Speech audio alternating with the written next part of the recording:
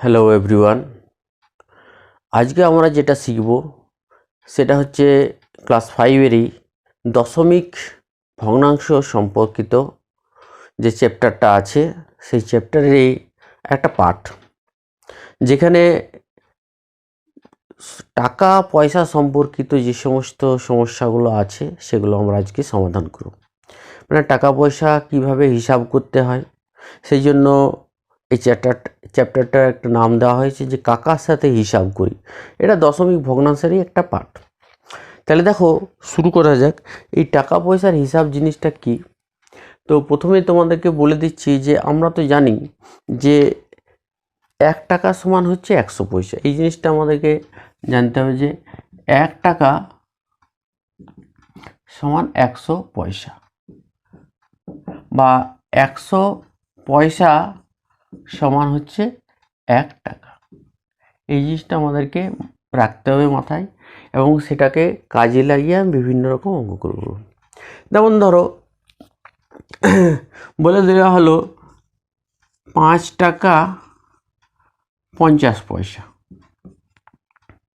5 টাকা 50 পয়সা সমান তোমার কত টাকা, তোমাকে জিজ্ঞেস করা হলো কত টাকা।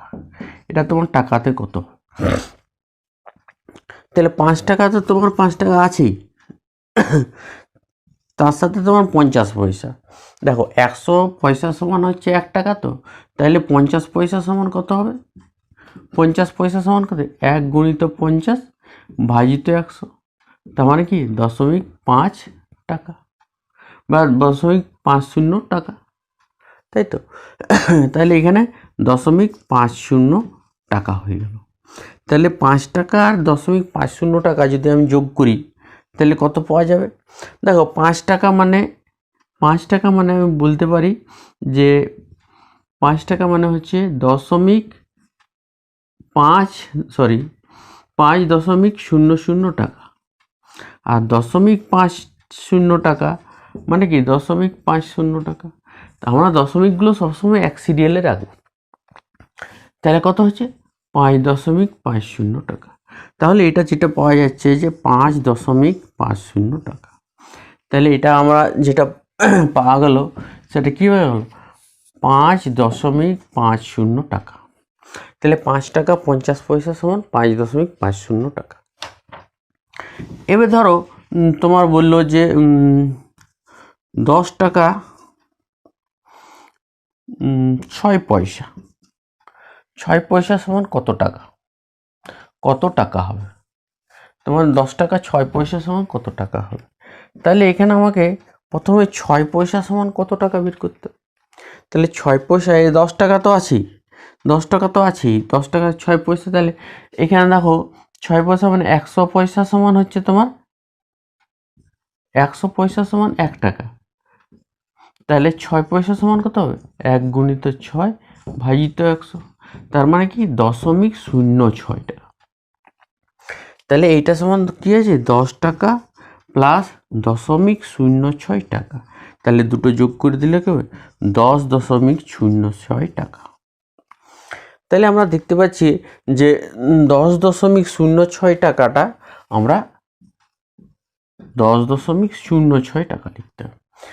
তাহলে এইভাবে আমরা কোনো টাকা এবং পয়সার হিসাবটা আমরা শুধু টাকাতে কনভার্ট করতে পারি। তাহলে এরপরে তোমাদেরকে যদি বলা হয় যে বলা হলো যে 5.30 টাকা, এটা সমান বলা হলো কত টাকা আর কত পয়সা, এটা জিজ্ঞেস করে। তাহলে কত টাকা কত পয়সা আমরা তোমাদেরকে জানতে হবে। তাহলে আমরা কি দশমিকের পরে যেটা আছে সেটা হচ্ছে পয়সা, দশমিকের পরে যেটা আছে সেটা হচ্ছে কি পয়সা। তাহলে এইটা হবে 5 টাকা, 5 টাকা, আর তারপরেরটা হচ্ছে 30 পয়সা। ঠিক আছে, এটা যদি এরকম থাকতো 7.6 টাকা সমান কত টাকা কত পয়সা। 7.6 মানে 7-এর আগে, দশমিকের আগে যেটা আছে, তাহলে এটা হয়তো 7 টাকা, আর 6 পয়সা 0.6 আছে, কিন্তু দশমিকের পরে আরেকটা সংখ্যা তোমাকে জুড়ে দিতে হবে। মানে এটা লিখতে হবে কি 7.60 টাকা, 60 টাকা। তাহলে 7.60 টাকা মানে কি 7 টাকা আর 60 পয়সা। যদি শুধু 6 থাকতো তখন কিন্তু 06 থাকতো, মানে এটা যদি 7.06 টাকা যদি বলতো তখন আমরা লিখতাম 7 টাকা আর 6 পয়সা। ঠিক আছে, এই 06 যদি থাকে তখন আমরা লিখব 7 টাকা 6 পয়সা। ঠিক আছে, তাহলে কিভাবে আমরা টাকাকে টাকা পয়সাতে হিসাব করছি? তাহলে আমরা সবসময় যদি সবসময় যে দেওয়া কোনো সময় দেওয়া যায় থাকে 25 টাকা, 25 টাকা মানে কত? 25 টাকা মানে হচ্ছে তোমার 25.00 টাকা। তার মানে কি? তার মানে হচ্ছে 25 টাকা আর 00 পয়সা, পয়সাটা কিছু নেই।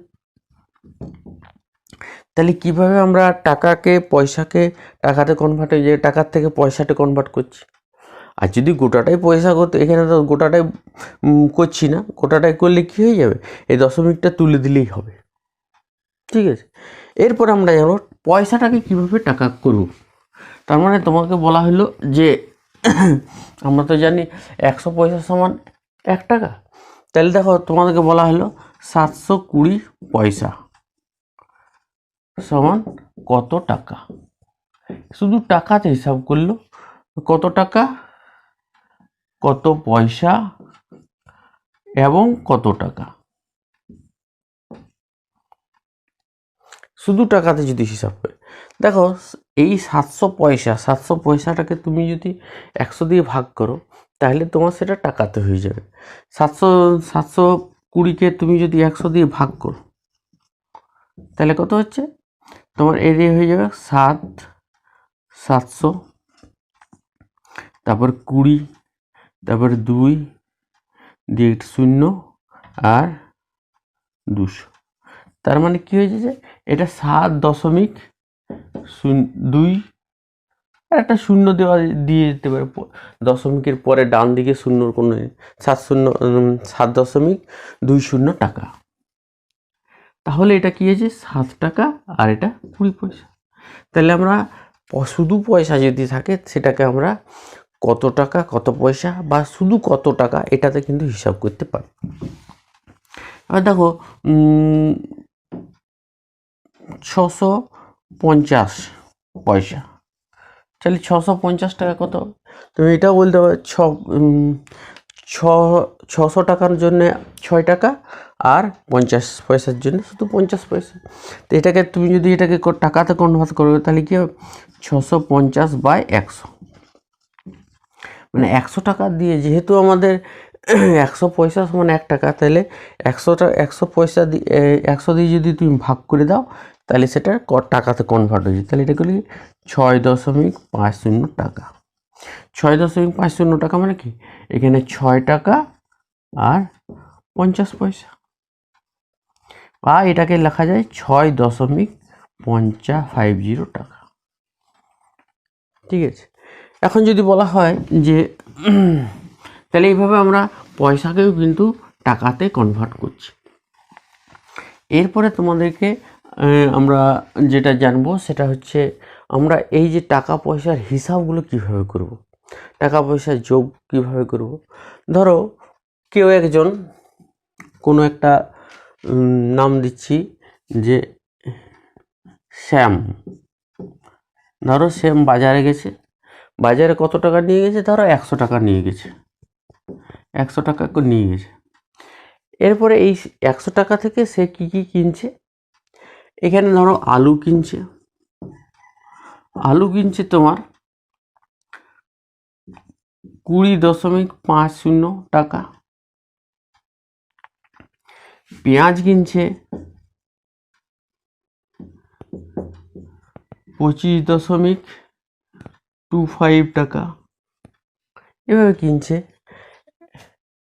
এবং সবজি সবগুলো যে শাক কিনছে, শাক কিনছে তোমার 20 টাকা। তাহলে কি কি কিনলো, 100 টাকা নিয়ে গেছিল, আলু কিনেছে তোমার 20 টাকা 50 পয়সা। পেঁয়াজ কিনেছে তোমার 20 টাকা 25 টাকা 25 পয়সা। আর শাক কিনেছে 20 টাকা। তাহলে আমাকে যদি জিজ্ঞেস করে সে মোট কত টাকার বাজার করলো, তখন আমাদের কি করতে হবে? 3টা যোগ করতে হবে। তাহলে 3টা যদি যোগ করে, তাহলে আলু কত? 20.50 টাকা।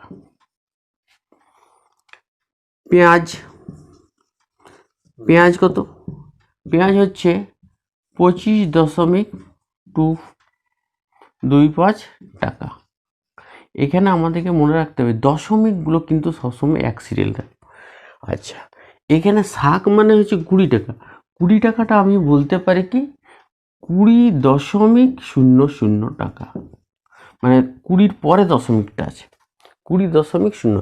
তাহলে এখানে আমরা শাক যখন লিখব তখন লিখব 20.00 টাকা। এরপর আমরা যোগ করে দেব। যোগ করে দিলে তোমার কত হবে? 5, 7, আর এখানে দশমিক হয়ে গেল, এদিকে 5 হয়ে গেল, এদিকে 6 হয়ে গেল। তাহলে 65 টাকা 65.75 টাকা 65.75 টাকা।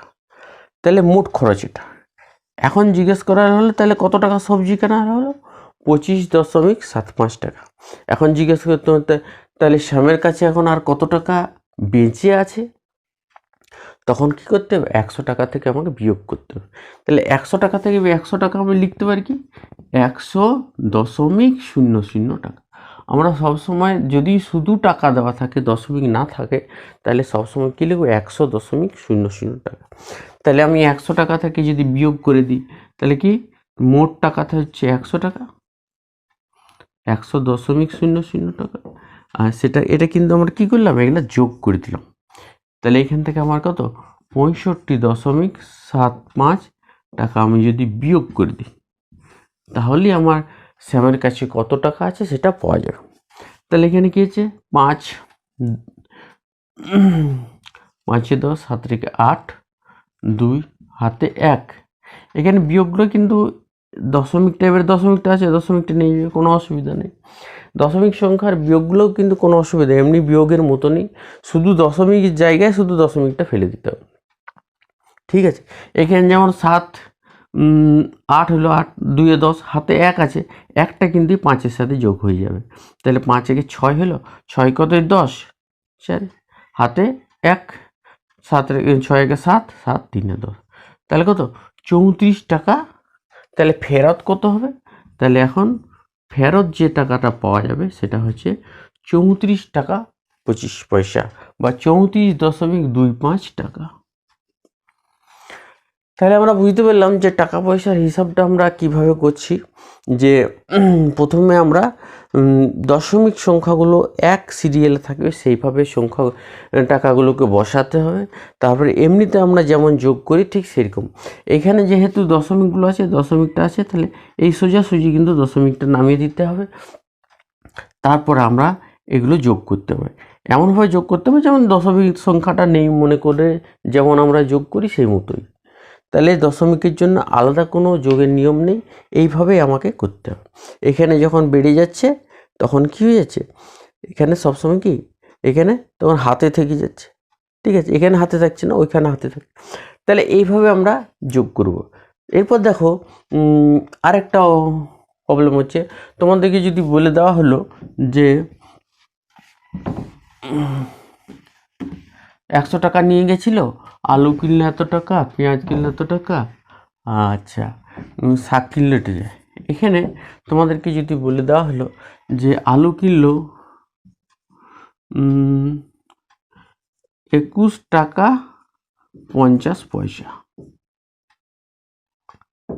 21 টাকা 50 পয়সা, আর পেঁয়াজ কিনলো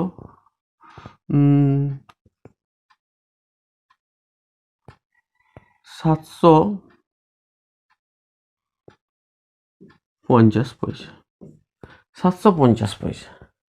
তাহলে তোমাদেরকে প্রথমে কি করতে হবে, এই 21 টাকা 50 পয়সা, সেই 21 টাকা 50 পয়সাটাকে তোমাকে কি করতে হবে, টাকাতে কনভার্ট, সবগুলোকে কিন্তু আগে টাকাতে করতে হবে। তাহলে টাকাতে যদি আমরা করি 21 টাকা 50 পয়সা কীভাবে টাকাতে বের করবো, সবগুলো কিন্তু আমাদের টাকাতে বের, তাহলে টাকাতে যে বের করলে 21.50 টাকা, তাই না, 21.50 টাকা। আর এটা কত হবে, এটাকে যদি 100 দিয়ে ভাগ করি, 750কে যদি আমি 100 দিয়ে ভাগ করি, তাহলে সেটা আমার টাকা হয়ে যাবে। তাহলে কত হবে, 7.50 টাকা। ঠিক আছে, 7.50। তাহলে আলু কত কিনলো, আলু কিনছে তোমার 21.50 টাকা। আর এখানে পেঁয়াজ কিনছে তোমার 7.50 টাকা। আর শাক কিনছে তোমার 20.00 টাকা। তাহলে 20. এরপরে আমরা যোগ করব। তাহলে আমার টাকা পয়সা যদি আলাদা আলাদা করে দেওয়া থাকে, তখন সেটাকে আমাকে টাকাতে আগে কনভার্ট করে নিতে হবে, তারপরে আমরা যোগটা করব। তাহলে যোগ যখন করব, সবসময় আমরা টাকাতে কনভার্ট করে তারপরে করব, মানে দশমিক সংখ্যাতে কনভার্ট করে দিচ্ছি। তাহলে দেখো এটা যোগ করলে কত হবে, 0, 5 5 0, যোগ করলে 10, হাতে 1, 7 8, এখানে 9, আর এখানে 4, তাহলে 49 টাকা হয়ে যাচ্ছে।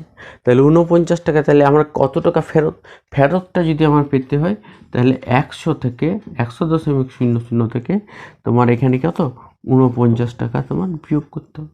তাহলে 49 টাকা যদি তুমি বিয়োগ করো, তাহলে কত হচ্ছে 0 আর 9, 1 10, হাতে 4 5, তাহলে 51 টাকা 51.00 টাকা হচ্ছে তোমার ফেরত। তাহলে বোঝা যাচ্ছে কীভাবে আমরা টাকা পয়সার হিসাবগুলো আমরা করছি। দেখো এরপর আমরা বইয়ের দাগের একটা দুটো অঙ্ক করি। দেখো আমরা একটা অঙ্কতে এসছি, সেখানে বলেছে শম্পা দোকান থেকে 25.50 টাকার খাতা, 5.50 টাকার পেন, 120.50 টাকার বই কিনলো। তাহলে শম্পা মোট কত টাকার জিনিস কিনলো। তাহলে দেখো সবগুলো তো এখানে টাকাতে আছে, তো তাহলে টাকাতে প্রথমে আমাদের কি, শম্পা মোট কত জিনিস, তাহলে সবগুলো যোগ করতে হবে। তাহলে সবগুলো যদি, তাহলে প্রথমে কি আছে, খাতা। তাহলে খাতা কত টাকার কিনেছে, খাতা তোমার কিনেছে 25.50 টাকা। ঠিক আছে, এরপরে পেন কিনেছে, পেন কত টাকার কিনেছে 5.50। তাহলে 5 দশমিকটা এখানে রাখতে 5.50 টাকা। তাহলে এটা এইভাবে লিখলাম। আর বই কত টাকার কিনেছে, বই কিনেছে 120.5। তাহলে 120টা এখানে লিখলাম, তারপরে দশমিক, তারপরে 50 টাকা। তাহলে 120.50 টাকা। এবার তাহলে মোট কত টাকা জিরো, তাহলে কী করতে হবে, যোগ করতে হবে। তাহলে যদি যোগ করি, তাহলে মোট কত টাকা জিনিস কিনেছে আমরা পেয়ে যাব। তাহলে এটা যোগ করলে কত হচ্ছে 0। এখানে সবসময় দশমিকটা সময় যখনই তুমি যোগ করবে, দশমিকটা প্রথমেই নামিয়ে দেবে, এখানে দশমিকটা হবে। ঠিক আছে, সিরিয়াল। তাহলে এবারে 5 3 5 15, হাতে 1, একটা এর সাথে যোগ হবে, তাহলে 5 5 10, আর 1 11, হাতে 1, 2 2 4 5, আর এখানে 1। তাহলে কত হচ্ছে 151 টাকা, 151.50 টাকার সেই জিনিস কিনেছে। তাহলে মোট কত টাকার কিনেছে, কত টাকা জিনিস কিনেছে 151 টাকার। তাহলে মোট এত টাকার জিনিস কিনেছে। বোঝা গেছে। তাহলে কিভাবে করা হলো, আমরা শুধুমাত্র এখানে যোগ করেছি। ঠিক আছে, আমরা এরপরে আরেকটা অঙ্কতে আসছি। দেখো এখানে আমরা একটা অঙ্ক লিখেছি, সেখানে বলেছে যে রবি 50.30 মিটার লম্বা ফিতে থেকে 2 টুকরো কেটে নিল। টুকরো দুটোর দৈর্ঘ্য যথাক্রমে একটা হচ্ছে 10.20 মিটার, আর একটা হচ্ছে 11.30 মিটার। আর এটা হচ্ছে মোট হচ্ছে তোমার 50.30 মিটার ছিল, সেখান থেকে এই দুটো টুকরো কেটে নিল। তাহলে তাহলে মোট কত টুকরো কাটলো আর এখন কত টুকরো পড়ে আছে। তাহলে মোট কত দৈর্ঘ্যের ফিতে কাটলো সেটা বের করতে গেলে কি এই দুটো টুকরো আমাকে যোগ করতে হবে। তাহলে প্রথমে যে কি প্রথম টুকরো কত? প্রথম টুকরো হচ্ছে তোমার 10.20 মিটার, এখানে কিন্তু মিটার আছে। দ্বিতীয় টুকরো কত? দ্বিতীয়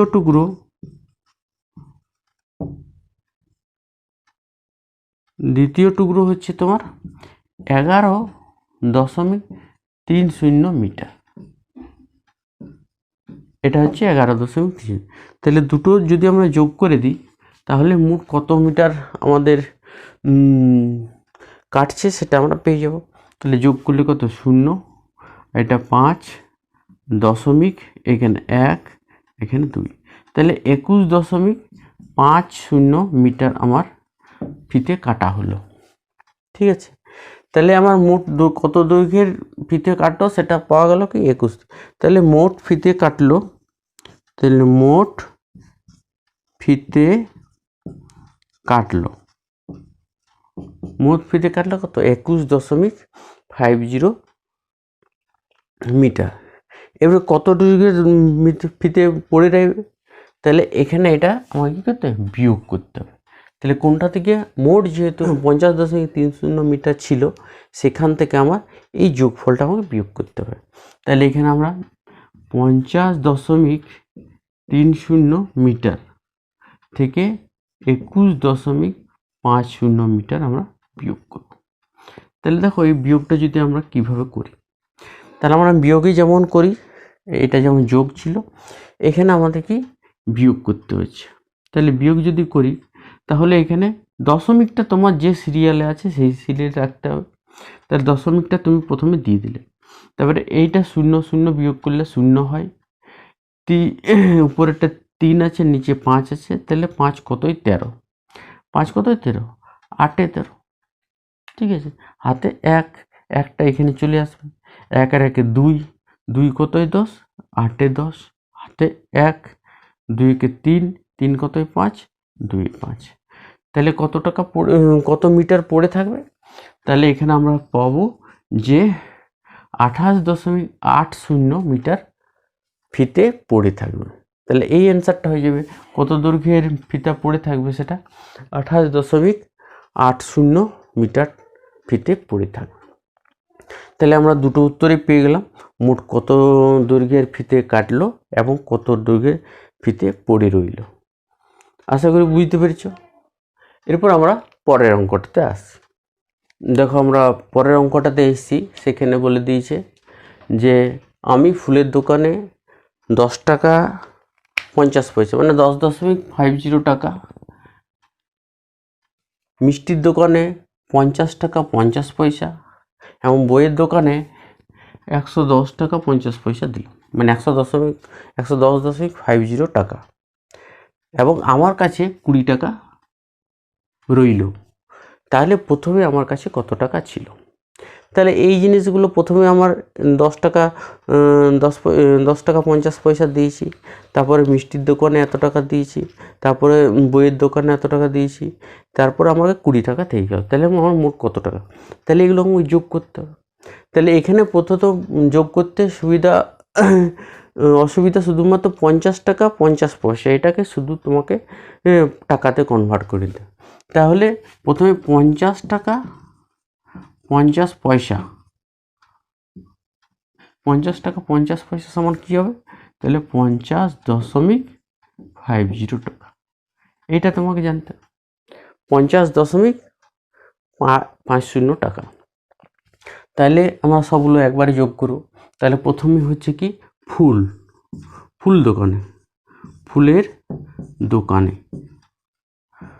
দোকানে কত টাকা দিয়েছে? 10.50 টাকা। ঠিক আছে, এরপরে আসছে কি মিষ্টির দোকানে কত টাকা দিয়েছে? 50 টাকা, এটা আলাদা। 50 টাকা, 50.50 টাকা। আচ্ছা, এরপরে আসছে কি বইয়ের দোকান। বইয়ের দোকান কত টাকা দিয়েছে? বইয়ের দোকান দিয়েছে তোমার 110 টাকা 50 পয়সা, মানে 110.50 টাকা। তারপরে আছে পড়ে রইল কত, আমার কাছে রইল কত, ফেরত। ফেরত কত হলো? যেটা পড়ে রইল সেটা ফেরত। ফেরত হচ্ছে 20 টাকা। এখানে 20 টাকা মানে কি তোমাদেরকে মনে করতে হবে 20.00, 20.00 টাকা। তাহলে আমরা যদি সবগুলো যোগ করে দিই তাহলে আমার মোট কত টাকা আমি প্রথমে নিয়ে গেছিলাম সেটা পেয়ে যাব। তাহলে এখানে আমি যদি যোগ করি, দেখো তাহলে দশমিকটা যেগুলো আছে এক সিরিয়ালে আছে প্রথমে, তাহলে নিচে এখানে দশমিকটা দিয়ে দেবে। তারপরে এই শূন্যগুলো আমার এক সিরিয়ালে, তারপরে 5, 5 10, 5 15, 15 হাতে কিন্তু একটা কিন্তু এইখানে যোগ হয়ে যাবে, এখানে 1 যোগ হয়ে গেল। তাহলে এখানে বাকিগুলো শূন্য আছে, তাহলে 1। এরপরে 2, 3 আর 5 8, একে 9, তাহলে এখানে 9 হলো, আর এখানে 1। তাহলে কত হচ্ছে 191.50 টাকা আমি প্রথমে নিয়ে গেছিলাম। তাহলে আমি প্রথমে কত টাকা নিয়ে গেছিলাম? 100 টাকা, 191.50 টাকা। তাহলে আমার উত্তরটা হয়ে যাবে প্রথমে আমি প্রথমে এত টাকা নিয়ে গেছিলাম,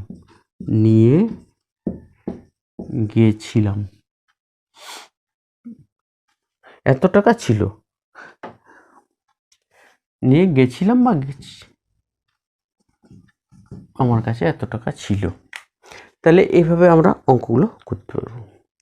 ঠিক আছে, বইয়ের মধ্যে বাকি যে অঙ্কগুলো আছে আশা করি তোমরা করতে পারবে।